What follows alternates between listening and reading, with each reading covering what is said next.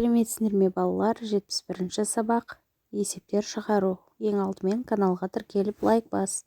Бірінші, ертеде адамдар сауда жасау үшін жолға түйемен шыққан. Оны керуен деп атаған. Есеп құрастыр, сұлбасын сал, оны шығар дейді. Бірінші А нұсқасы: бірінші керуенде 20 түйе, екінші керуенде 10 түйе бар екен. Енді бізге барлығын табу керек. Ол үшін біз бірінші керуен мен екінші керуендегі түйе санын қосамыз. 20 қосу 10 тең 30. Жауабы 30 түйе. Екінші, кері есептер құрастыр және шығар дейді. А нұсқасы: бірінші керуенде қанша түйе екені белгісіз. Екінші керуенде 10 түйе бар екен. Сонымен барлығы 30 түйе шығады екен.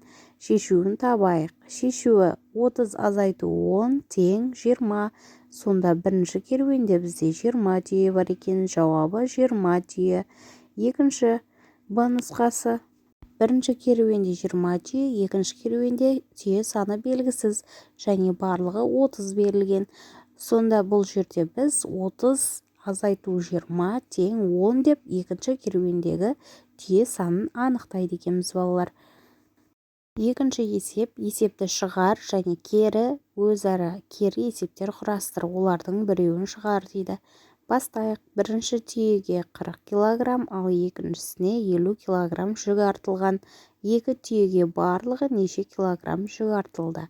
Сонымен есептің шартын осылай құрып аламыз.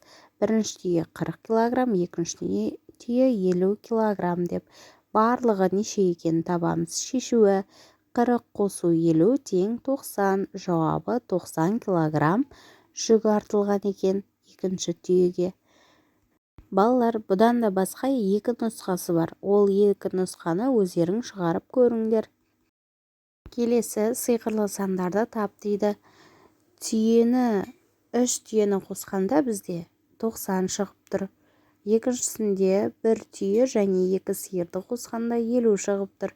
Түйе мен сиырдың саны сонда түйе 30-ға, сиыр 10-ға тең екен. Келесі жылқылардың санын қосқанда, 3 жылқыны қосқанда 30-ға тең. Екі таға мен бір жылқыны қосқанда 20, сонда бізде жылқының саны 10-ға, тағаның саны 5-ке тең екен балалар.